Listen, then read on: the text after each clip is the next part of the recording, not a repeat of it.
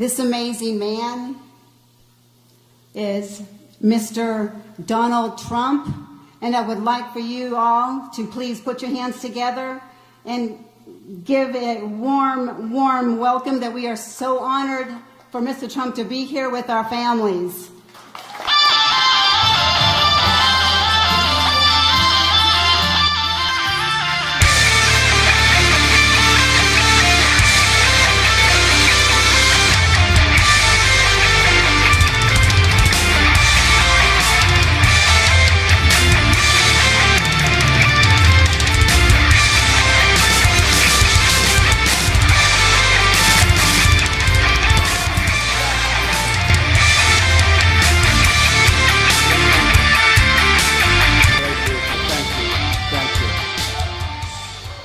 Thank you, Maria, for the introduction. It's beautiful. And for the work that you and your organization do to honor these stolen American lives, and that's what they are, stolen American lives, and to advocate for justice on behalf of all American victims. We thank you, and thank you, folks. What you have to go through is unbelievable. I'm honored to be here today and to shine a national spotlight on a group of victims who have been forced, and I mean truly forced, into the shadows. Your stories are not featured in the news. You have no demonstrators taking to the streets on your behalf. You have no special interest taking up your cause. And the politicians ignore your cries for help. But I never will. I will never.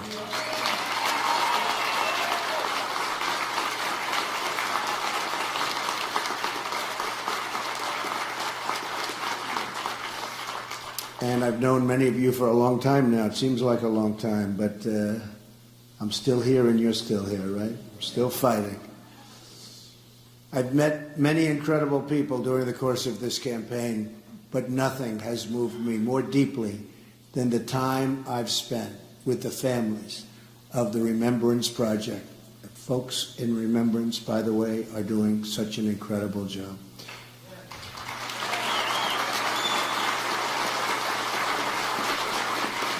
And the strength and the courage that you've shown in your very often lonely fight for justice will get there. You are the heroes. You are. And your actions will help us to save the next 1,000 American citizens from losing their brothers and sisters and sons and daughters and parents. The most fundamental duty of government is to protect American lives.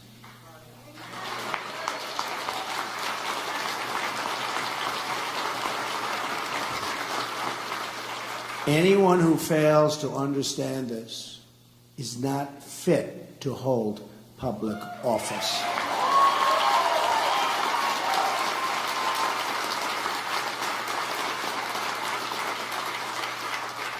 Every day our border remains open, innocent Americans are needlessly victimized and killed. Every day sanctuary cities are left in place. Innocent Americans are put in harm's way.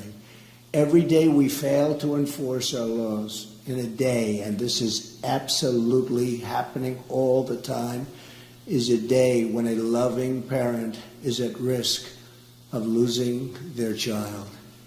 And it's happening every single day.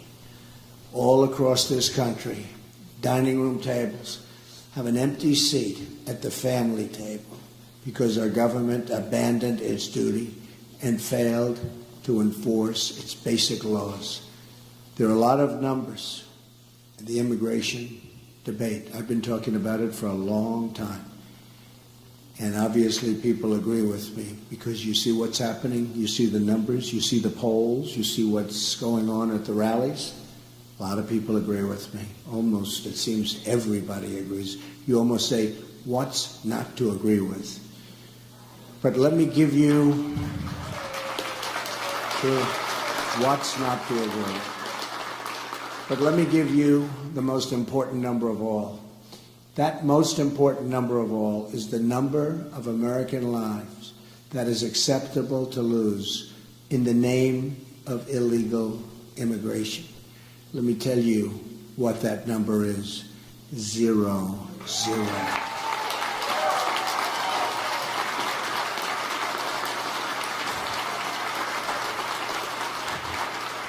Our nation should not accept one lost American life because our country failed to enforce its laws. What do you tell the mother who just buried her daughter because someone was released at the border who should have been sent home or should have been imprisoned in another country? What do you tell the young boy who will grow up without a dad because a criminal was deported 5 times but was allowed to keep coming back and coming back and coming back into our country, doing tremendous harm? What do you tell the wife who's lost her husband because a sanctuary city released an illegal immigrant from behind bars? This has to end. It will end. If I become president, I promise you it will end.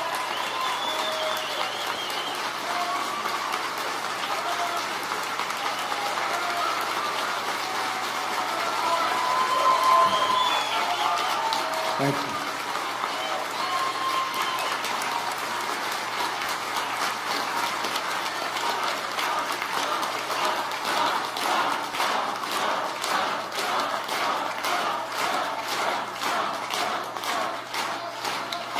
Thank you, everybody. Thank you. Thank you. I love you. We love everybody in this room. Special, special people. Not one more American life should be given up in the name of open borders. Just look at what happened in the last few days. Last week it was reported that authorities detained an illegal immigrant in the Austin area who was responsible for nearly a dozen sexual assaults and had been previously deported 5 times within a 3-year period. Earlier this week in Kansas, a sheriff's department master deputy was killed, apparently by an illegal immigrant. The driver was previously arrested for DUI in California in 2001 and for traffic violations in Kansas. Deputy Collins was killed only hours after his daughter's 4th birthday. A few days ago, 2 correctional officers in California were critically wounded after being shot by an illegal immigrant who overstayed his visa. This individual had been convicted of child rape and was slated to be deported, but his home country refused to take him back. He was simply too bad, too tough, too evil. They said, "We refuse to take him back." One of the victims has 6 children, is an Air Force veteran, and a high school football coach. The other victim is a mother and a grandmother.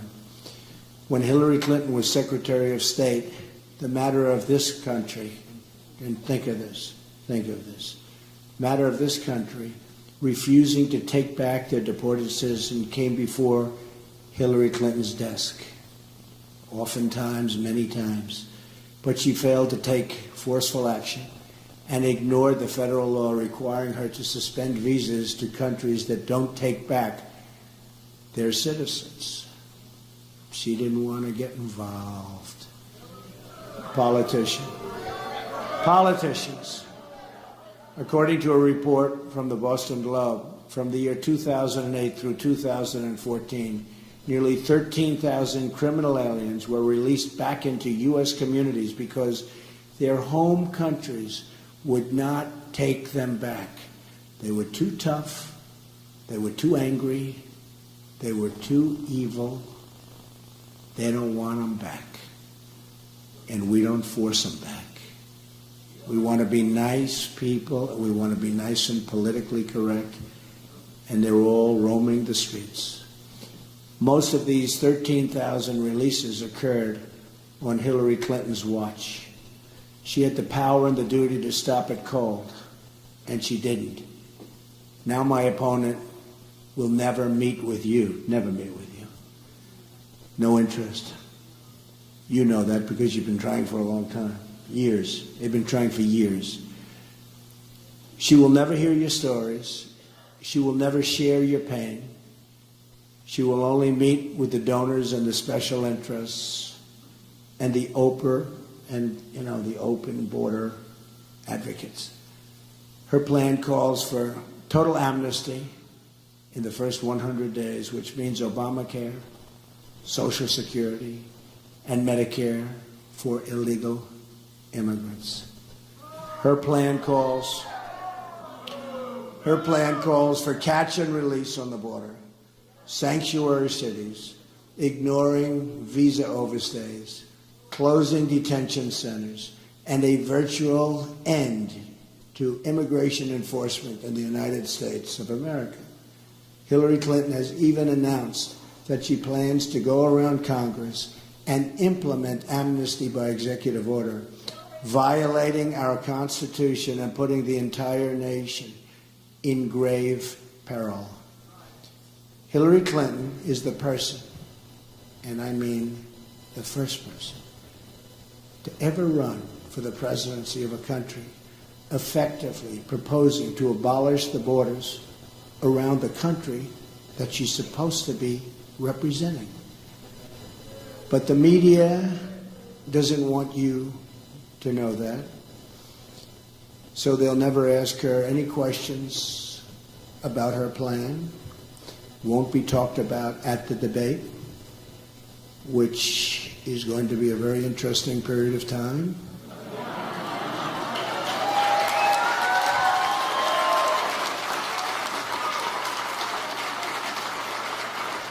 Like how she'll afford to give lifetime welfare and entitlements to illegal immigrants, or how many people will be victimized because of the illegal immigrants that will be released from federal custody, right at the border or inside of the border. She's not asked to explain what she'll say to the American workers who lose their jobs when she prints out millions of work permits for those here totally against the law, many of whom have very, very substantial problems. Your cause and your stories are ignored by our political establishment because they are determined to keep our border open at any cost. To them, your presence is just too inconvenient. That's all it is. It's an inconvenience. But help is coming. I'll tell you that. Help is coming.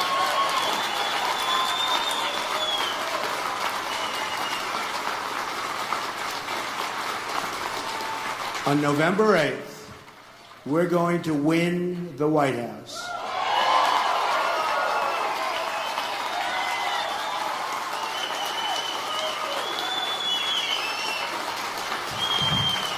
And we are going to deliver justice for every American family and every single American victim.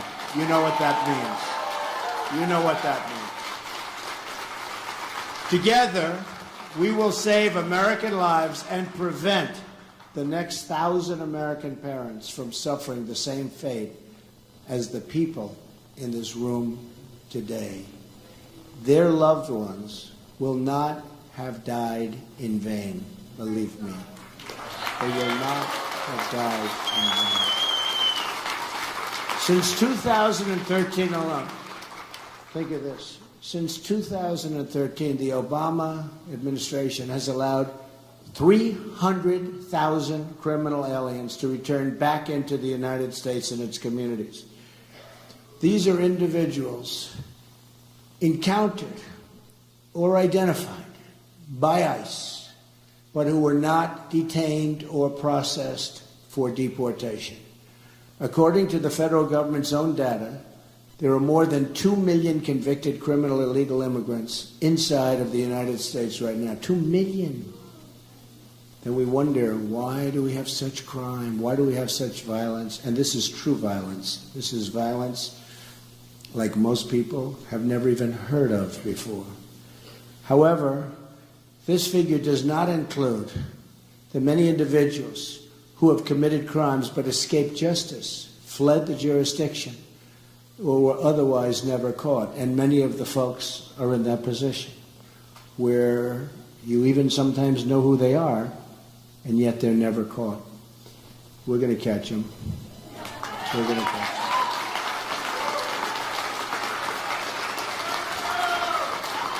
them. Many crimes committed by people here illegally remain open cases, and yet our government knows a lot about the people that did it, but they don't go after them. They've killed people. They don't go after them. At the same time, hundreds of individuals who have been given visas and refugee, and think of this, they've been given visas, their refugee admissions into the country subsequently were charged with terrorism, and nobody does anything about it. Nobody does anything about it. It's the most unbelievable thing that I've seen. That's why it's like become a personal passion for me when I see these people. And there's so many people. Remembrance Project, there are so many people. This is a small group. A lot of people, it's a small group compared to what we're talking about. The devastation is unbelievable. So we're admitting people here with no idea of who they are, and we don't know very much about them. We don't know what they believe. We don't know if they have love in their heart for our country or if they have hatred in their heart for our country. Whether it's drugs, terrorism, or violent crime, our government is utterly failing in its core mission to defend and protect the people of this country. The Border Patrol agents, these are incredible people. They endorsed me. First time they've ever endorsed a presidential candidate. Thank you.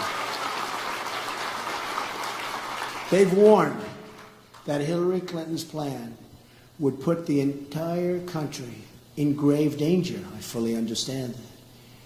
They called it radical, deeply dangerous, and warned it would trigger an unprecedented national crisis. They know. They know better than any consultant. They know better than anybody, the Border Patrol agents. Let's just remember our goal, to prevent the next family from suffering the same terrible fate.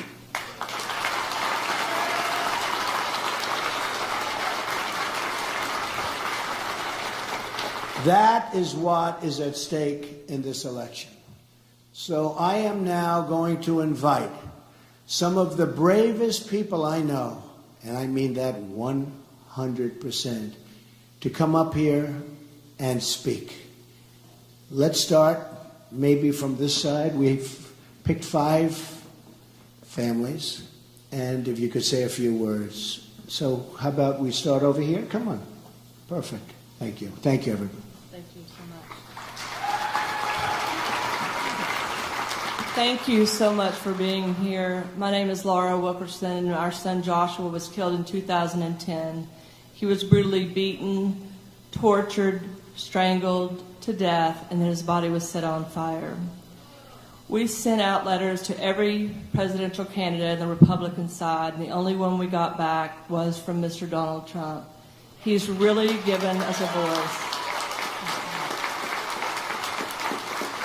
Our goal is to help people when this happens to them in their life. The first goal is to stop it, but we know there'll be more before it's stopped. And we want to be able to help them with burial expenses and legal counsel if need be, and to tell them that we have rights. We should have more rights than the killer.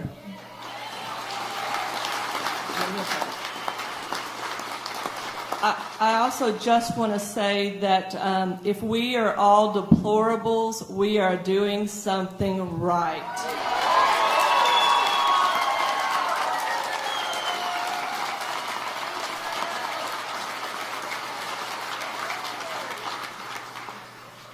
My name is Brenda Sparks. My son's name was Eric Cepeda. He was raised by a legal immigrant only to be mowed down on the road by an illegal alien. That illegal alien did not 1 second in jail. He's out there on the road. And Mr. Trump is the only one that has listened to us. He's the only one that's spoken directly to me, and I thank him for that. So I will be voting for Trump because he wants to protect you.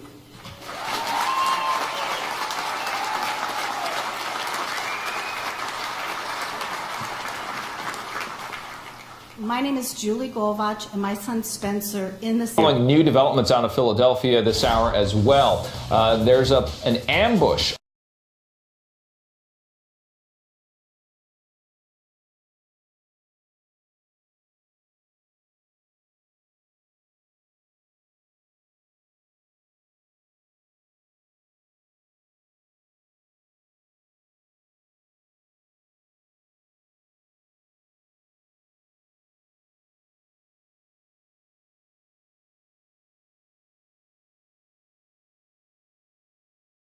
assault and attempted murder on his record, and he was still driving and presumably working and living fine in Houston, Texas.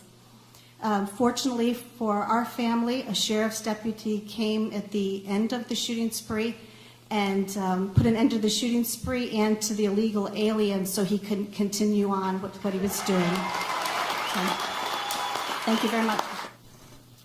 Hi, my name is Agnes Gibbony. My family legally immigrated to the United States after trying 3 times. It took us 13 years. We came with a job contract. Thank you. My father had a job contract. We had to sign a legal document stating that we would not apply for public assistance. And the ironic thing about it is an illegal alien murdered my son, my only son, who had been previously deported. My biggest fear is that anyone would have to go through the life sentence that I live with and other families live with because of what this guy did to our family. I will never have the chance of having my son tell me happy birthday. Next month is my birthday, and all I want for my birthday is a new president, Donald Trump.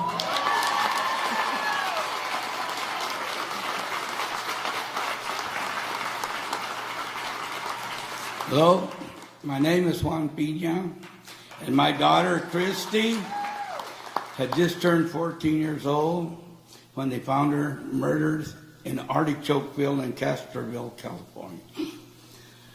She had been strangled, she had been stabbed, she had been raped, sodomized, and they threw a nude body in the field in February in the rainy season. During this time, this person, in '87, he had kidnapped 2 other 14-year-old girls. And he had been caught, and he was still out in the streets. When he killed my daughter, he left back to Mexico. He came back and tried to kidnap a little 12-year-old girl at 7 o'clock in the morning on her way to school. He got away again. Now, they finally got him after 25 years in Mexico. And man, it is hard to get somebody extradited from Mexico.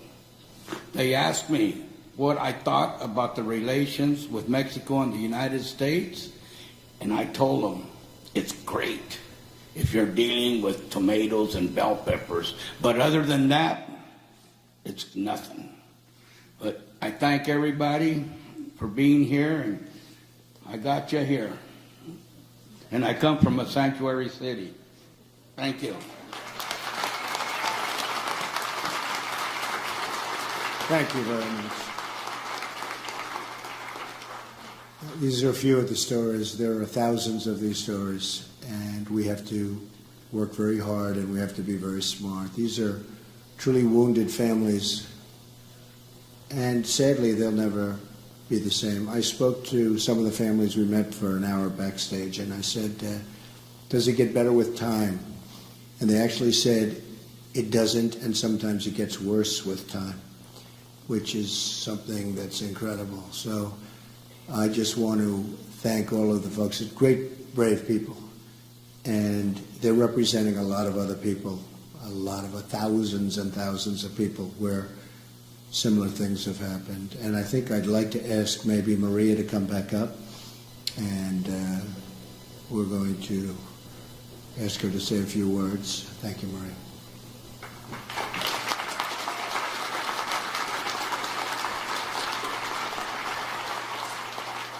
again, thank you all for being here, and please stay involved. And for all the families here, we're going to make a presentation. Tim, will you make that? Yes. Mr. Trump, in honor of the work that you have done for these families and families across the country, and the work that you're going to do as President of the United States of America, I present this plaque representing the loved ones of the families who've been killed by illegal aliens who are here with us today. And with that, we say, from the Remembrance Project and the families who have lost their loved ones, and those who have not yet, but unfortunately will, lose their loved ones to illegal aliens, we present this memorial to you. Thank you. Thank you very much.